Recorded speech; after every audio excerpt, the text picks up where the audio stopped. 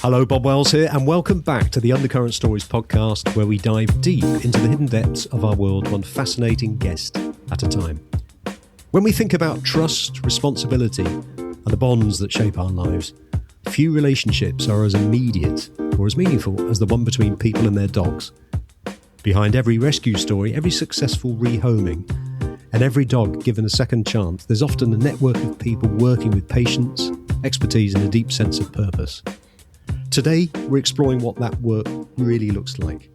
My guest is Laura Foster, an experienced animal welfare professional.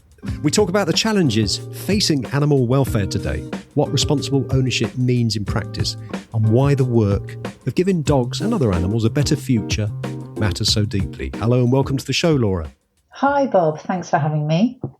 It's great to have you on. We're going to talk about animal welfare, probably focusing a little bit more on dogs. But before we do that, could you just tell us a little bit about your life growing up and how you became interested in animal welfare leadership? Well, I was thinking about this. I can remember from a very young age feeling a real concern and deep connection for animals. In fact, to the point where sometimes we'd go on a family holiday or I'd see something in the street and it would really bother me, like a dog or a cat that was starving and looked feral, or somebody being cruel towards an animal, and it would literally ruin my day. And I think in the animal welfare community, you've got a lot of people like that. So it's a vocation that is driven by passion and a real kind of innate empathy for animals. And I think you've either got that or you haven't. And I think I had that growing up in spades, but it wasn't something that I really explored actually until my late 30s as a career. But growing up, I grew up in West London. I was born in Wembley, and I went to primary school in West London. And then my family moved about an hour down south to Winchester in Hampshire. So I went to secondary school there, did a first degree in public relations, of all things, and then just sort of got on the ladder, if you like, in the corporate world, and had a career in strategic communications, marketing. And that took me into various places. I've worked in a really broad spectrum of environments and sectors. I had a real passion and aptitude for kind of crisis management and press relations. Really enjoyed strategy, and that kind of took me into the world of management consultancy. But animal welfare was something that was kind of to the name of this podcast, was a kind of undercurrent throughout my life, really. And it didn't really occur to me to be something to pursue as a career until I'd had my first child and I was on maternity leave. I think there was a bit of a tipping point where I just thought, well, let's try and make a career out of this. That's an interesting story. And were you sort of brought up with pets? Yes, dogs. And the odd guinea pig and rabbit, and actually looking back, I remember when we lived in Hampshire, my friend, her father was a zookeeper, and we lived right next door to the zoo. It's a zoo called Marwell Zoo, and we would often muck out. He was in charge of the north section, which was the deers and the antelopes and the zebras and the giraffes, and we would go on weekends and kind of literally muck about and help clean out the animals, and probably not allowed to do that anymore given health and safety regulations and how far they've come. But we acquired animals through that family, and I just remember her house always being full of a menagerie of animals. I remember a family of pot-bellied pigs. One day we went round there was an antelope just sort of lying in front of the fire, and just sort of waifs and strays. But that was probably one of those relationships that really imprinted on me from quite an early age.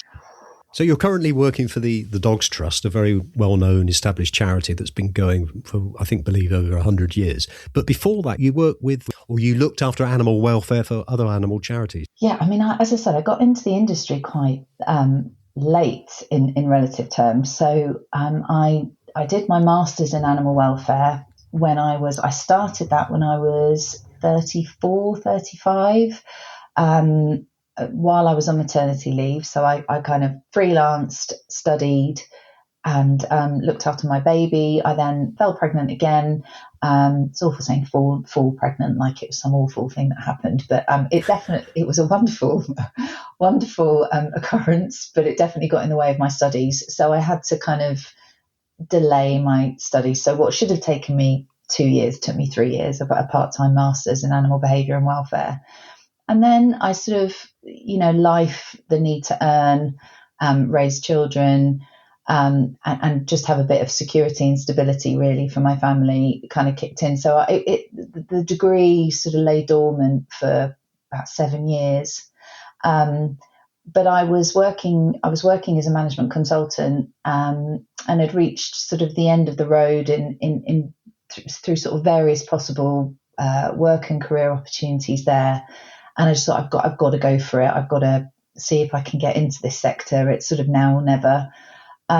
So I applied for loads of jobs. I mean, I'm not afraid to admit it. I really did sort of scattergun my CV about the place. I tried conservation charities, wildlife charities.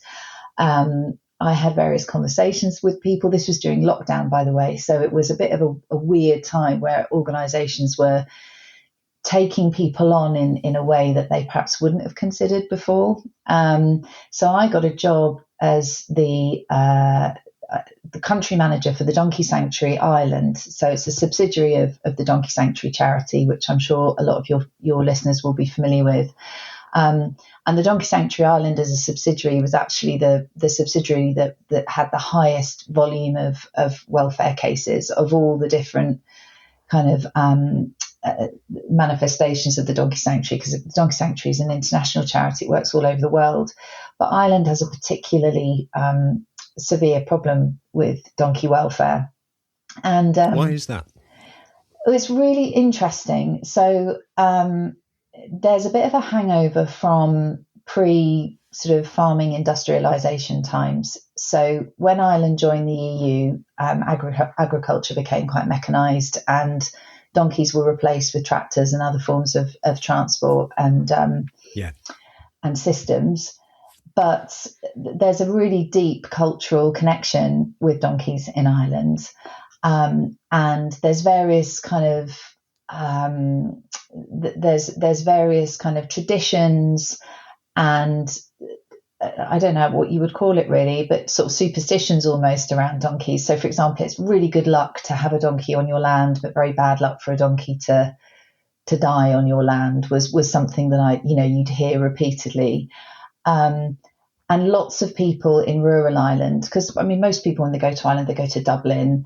They might go to Cork, which is where we were based. And obviously Northern Ireland is the island of Ireland. We worked all across the island of Ireland, but there were big differences between these different conurbations. And in rural Ireland, where you have, very small population of people, but really widespread agriculture, loads of donkeys still. And everybody has a story about their father or their grandfather, having a donkey as almost like a workmate with them on their farm. Yeah.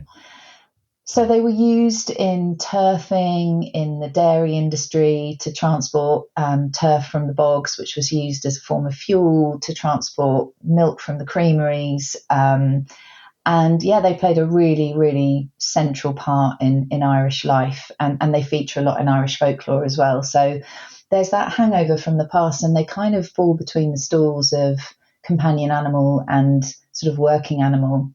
So welfare-wise, people, are still learning about donkeys and how to look after them, and they're sort of famously not suited to the Irish climate, which is, in some parts like temperate rainforest, although most of the natural forest has gone due to agriculture. But donkeys are really suited to dry, arid conditions, and Ireland is probably one of the worst places for them to be. So the welfare issues are rife. But I didn't really know any of this before I got the job. I mean, I'd researched them, obviously. But as I say, it was during lockdown, so I couldn't travel to Ireland for over 6 months.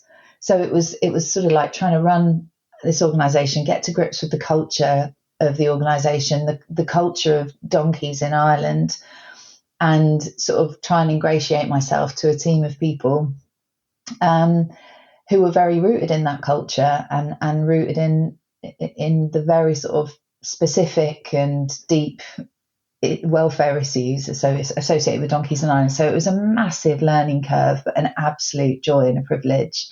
I look back on my time there very, very fondly. I learned so much about the people and Irish culture and donkeys. What sort of examples have you got of why they are so mistreated and the donkey sanctuary stepped in? So there's a lot of accidental breeding that goes on. So, big part, it's not terribly sort of exciting really to talk about, but castration is basically one of the things that really needs to happen on a wide scale in Ireland.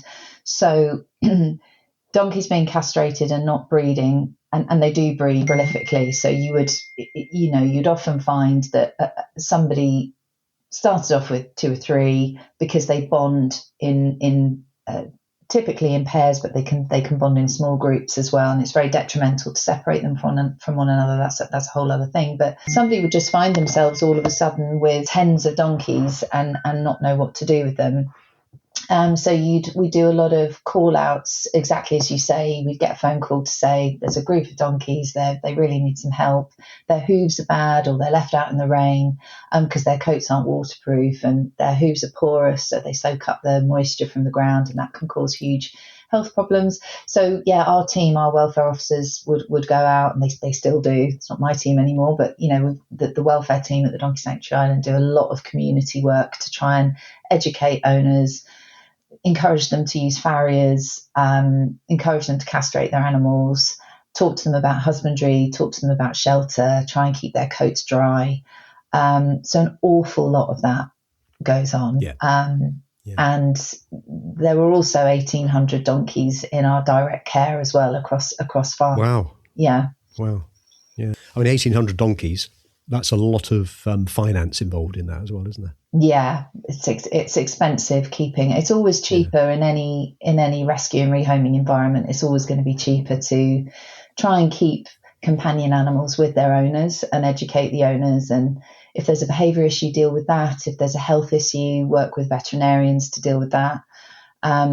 It's about trying to turn off the tap in terms of the problems that you see, rather than just. I think the public like rescue stories. They like happy endings. Yes. It's sort of, we're socially conditioned, aren't we, to love a happy ending, and it's less sexy in a way to work differently, but that's increasingly now in animal welfare. That's what organisations talk about, is the fact that we need to move towards more preventative strategies. So the charity would take in a couple of donkeys, let's say, from a piece of land, put some new shoes on it, clear it up if it's got any infections, and then I guess you'd look to rehome it. Yeah, which isn't easy with donkeys, because you need. I can imagine. You need space. Yeah, it's a considerable outlay compared to a dog or a cat. And what sort of people would come to you and say, "I'd like a donkey"? Looking back, I mean, I can't speak for the organisation right now, and I'm sure they've sort of made more strides towards widening what we used to call our donkey guardians. So Donkey Sanctuary retains ownership of the donkey, but they're put out on effectively long-term foster. And anything that's sort of significant that's needed in terms of medical health intervention would be paid for by the Donkey Sanctuary, because they retain that ownership. But you're typically looking for people with time on their hands. So older retired people, just as a very general rule of thumb, with the time and the inclination to spend time with the animals and to keep up with their health and well-being. So people that live rurally, obviously, because they're going to have more land. And there's no shortage of space and agriculture in Ireland. So there's a on the one hand, an opportunity to do a lot of rehoming, but there's not that many people. So per head of population, there's quite a lot of donkeys to go around. And so you're currently working for the Dogs Trust, Laura. Tell us about how that came to be. So I worked in Ireland. I split my time between rural Cork and various regions of Ireland, and where I live in northeast England. But after 3 or so years, that became quite difficult. I've got a young family, and it was a stretch of time. I'm so glad that my children were able to spend some lovely summers in Ireland, and we had a really lovely time. But it was time to kind of give somebody else the opportunity to run the place, really, and for me to spend a bit more time at home.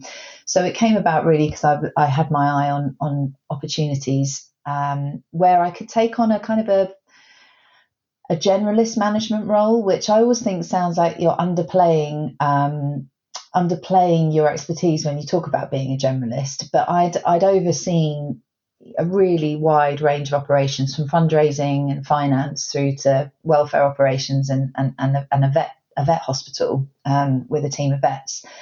So I knew that I could move into a different area of a different species. Obviously, I'd done my master's, so I knew certainly enough to get by about dog welfare and dog behaviour.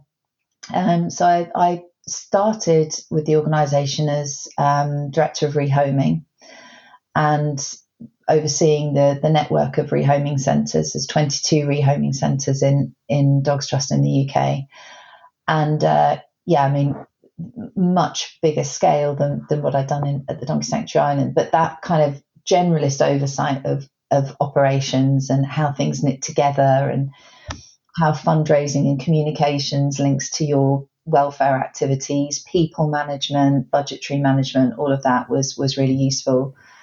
So, I think it's got to be one of the best jobs in animal welfare, and extremely, tough. It's non-stop, and it's, but again, what a privilege.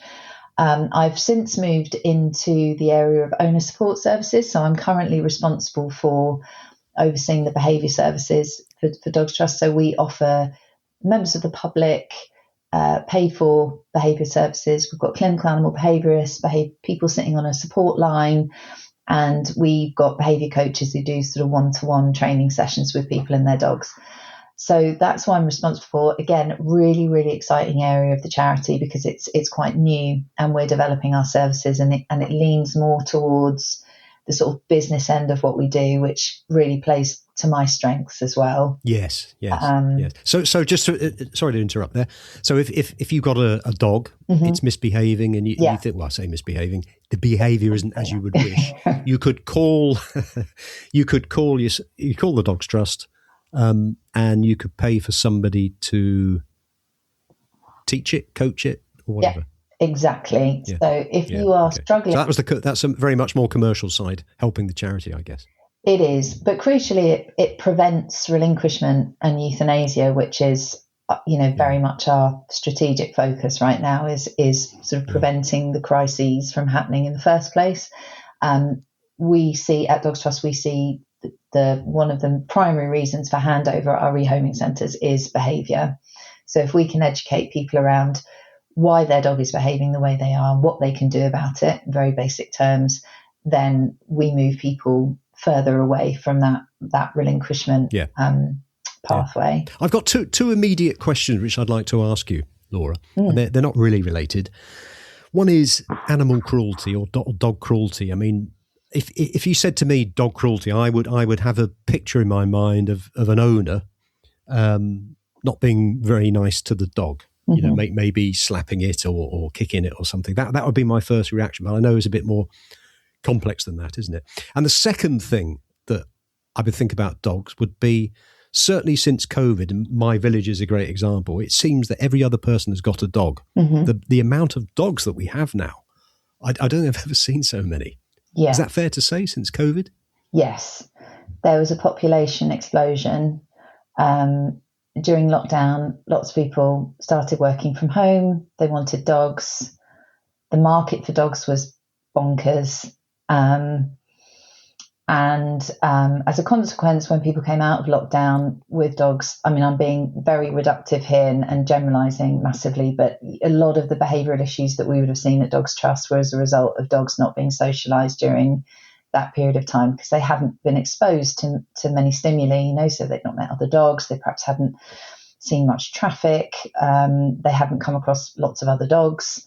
So aggression towards people, dog reactivity, these are some of the kind of classic behavioural problems that we saw coming through. And when dogs reach adolescence, that's often when a lot of the behavioural problems start. So yes, the puppy phase is tricky, but once your dog has gone past a year or so old, and they move into that adolescent phase, it's literally like living with a lively tweet. I was going to say this sounds very familiar.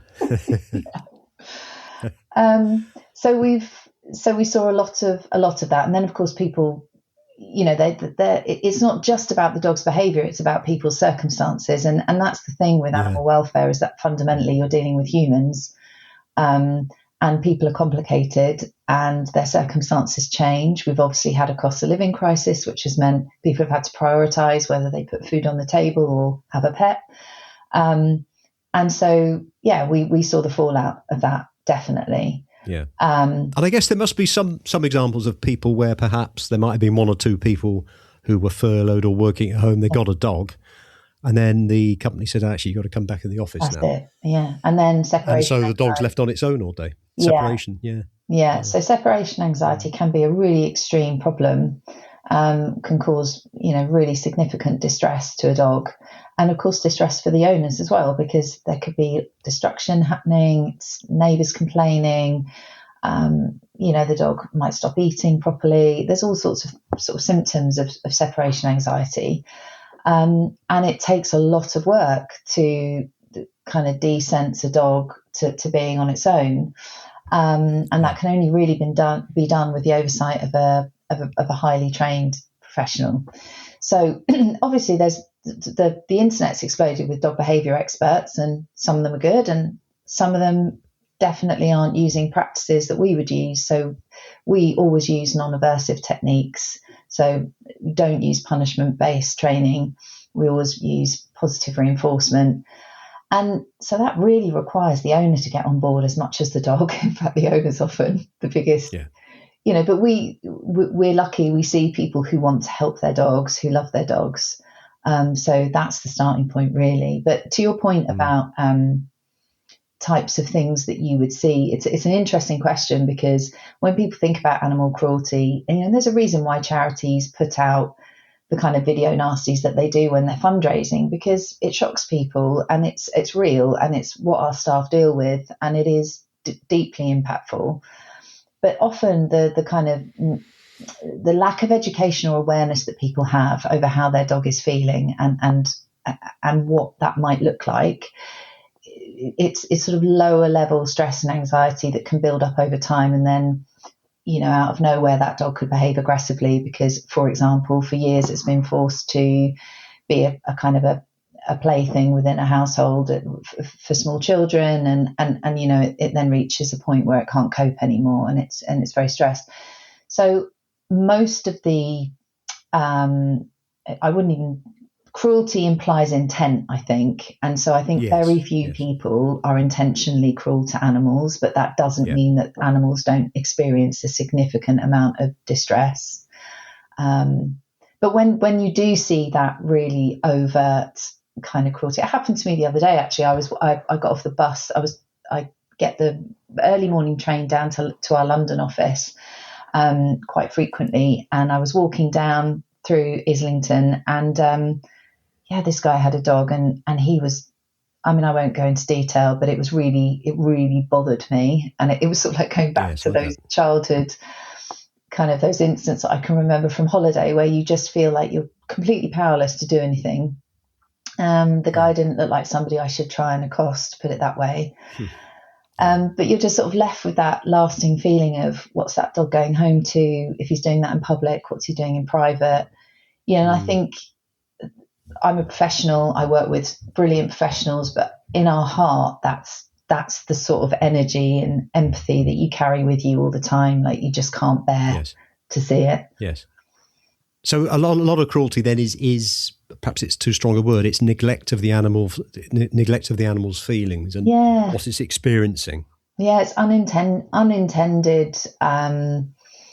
unintended consequences of human behaviour. Really can lead to poor welfare. What would you say to somebody who's considering getting a dog? Think very carefully and rehome. I mean, I'm a big fan of positioning rehoming on a level with recycling or reusing. It is part of the sustainability agenda, because it is not sustainable. We have a problem. If we didn't have a problem with dog ownership, rescue centres wouldn't exist. And I appreciate why people might have a view of rescuing as being problematic, but actually increasingly organisations like ours, and there are so many organisations doing great work. If anybody is interested in rehoming, they should look to see which rescue centres are members of the Association of Dogs and Cats Homes, ADCH, which is the big member organisation representing the industry. So these are organisations that really prioritise welfare. They're much more likely to have an angle on behaviour and to do things properly. So I would, clearly, I'm biased, I would say rehome if you can. Please rehome. Be open-minded about breed. Let the professionals talk to you about what your lifestyle is like and what might suit you, and be open-minded. Increasingly, people are quite sort of almost brand conscious when it comes to dogs. They want a particular type that looks a certain way, that will accompany them to the pub and, do all the things they want it to do. And we've sort of forgotten that dogs just need to be dogs sometimes, and that might mean not doing the things that you want it to do with you. But it's why we've found the popularity of smaller dogs and dogs that have certain characteristics have become more popular. So I'd say, long-winded answer to your question, but I think be open-minded and rehome wherever you can. What would you say to any listeners who are, would listen to what you've said there, and they would consider getting a dog and rehoming it, but that they would have concerns that it's the reason it was, put in the sanctuary in the first place was because it had behaviour that was unacceptable, and therefore they'd rather get a sort of a puppy from a breeder where they know they can train it from the beginning. What would you say to somebody like that? Well, I'd say we've got loads of puppies in our care. So first of all, don't assume that if you want a puppy, you're not going to be able to get one from a rescue centre, because sadly, increasingly, but particularly with the government is looking to crack down on puppy smuggling. That's an area that Dogs Trust is very much behind. But the importation of pregnant bitches and puppies is a big problem. So sadly, rescue centres are full of puppies litters. So first of all, it's not the case that you need to go to a breeder to get puppies. But also from a behavioural perspective, as I say, we have staff in our rehoming centres, as well as in my team, who are behaviour experts and will have worked with those dogs and really understand if they do have any behaviour issues. And we will rehome dogs on what we call behaviour modification plans, so that we would talk to the owner about, this is what we've done, this is the work that needs to continue, here's our number, you can, we offer post-adoption behaviour support to any dog that's adopted from Dogs Trust. Do you? So we've got, and that's offered through my team as well as through the rehoming centres. So we've got that safety net. Yeah. What about what are your thoughts on the government banning certain breeds of dog? And there's something in the media at the moment about a certain breed, isn't there? So we're part of at Dogs Trust, we're part of a coalition, the Dog Control Coalition. So it's generally speaking, the view within animal welfare, dog welfare organisations and organisations like the RSPCA is that breed-specific legislation is not working. You know, everybody cares about public safety and about attacks on people, particularly, you know, when it involves children. You know, it's harrowing, it's awful. However, the legislation that's in place isn't working because those attacks are increasing. And actually what we need is much more focus on regulating the area of responsible dog ownership. We're doing a lot of work at Dogs Trust around responsible dog ownership and looking at how to educate and inform people about behaviour. So it's a complex area. My personal view is that these debates always get massively polarised in the media. You know, you either have to be in one camp or the other. Yeah. And I've been on the receiving end of that at a personal level, you know, from both the people who are very anti the XL bully ban and want every organisation to, you know, just tell the government to stick it and ignore the law or whatever, you know, all the way through to the other people who think all these dogs should just be euthanized once they're typed, regardless of, and obviously now it is illegal to own an XL bully, just as it is with pit bulls and other banned breeds. Yeah. If somebody suspects there's some cruelty going on with an animal, perhaps a next door neighbour or somebody down the street, what should they do? So you can, probably the most well-known route is to contact the RSPCA, who have a huge job on their hands in terms of responding to reports of animal cruelty and neglect, and the local authority as well is the other route that you could take if you were concerned. With your experience with animal welfare, what are some of the worst instances that you've witnessed? It is a fact that farm animal welfare, in terms of scale, is by far the biggest issue, in my view, that needs to be tackled as we move forward as a sort of an evolved society.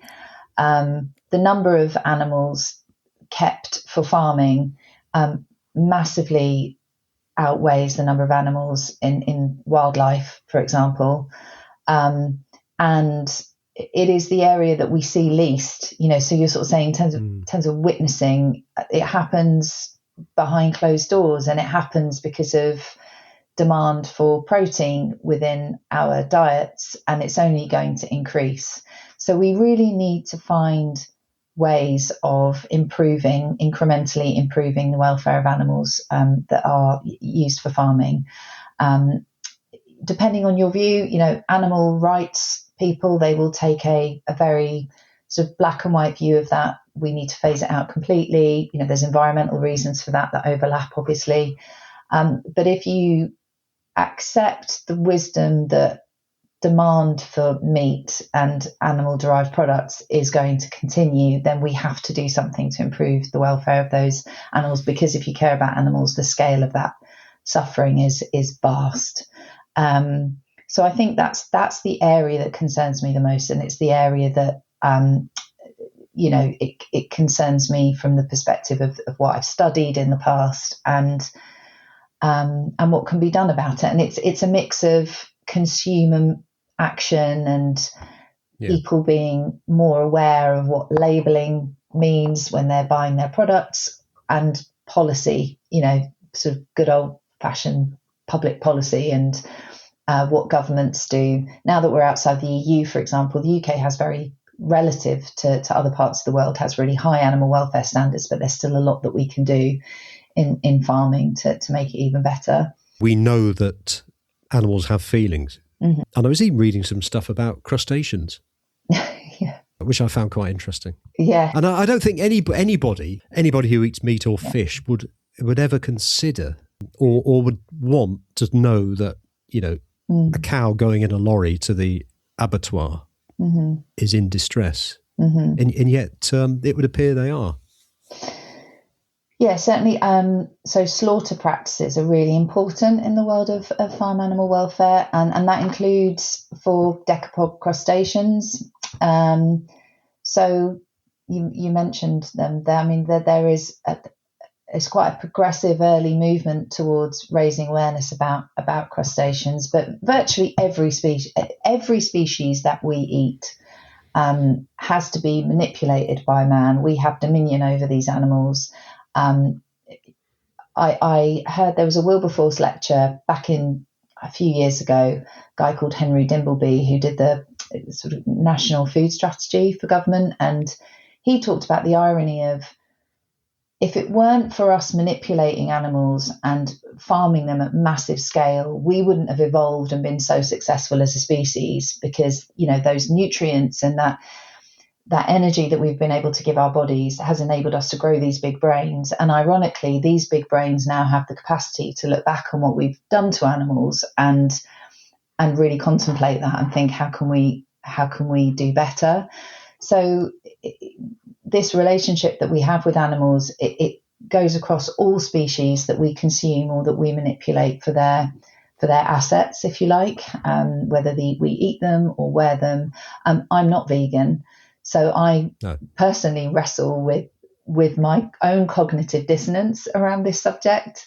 And if I'm wrestling with it, having studied animal welfare and behaviour and knowing probably a bit more about it than the average person on the street, then, you know, we really, really need to sort of face some of these truths. But it is happening over time. We are seeing more and more awareness and more concern for animal welfare, even in China, for example, where the dog meat trade is an active industry.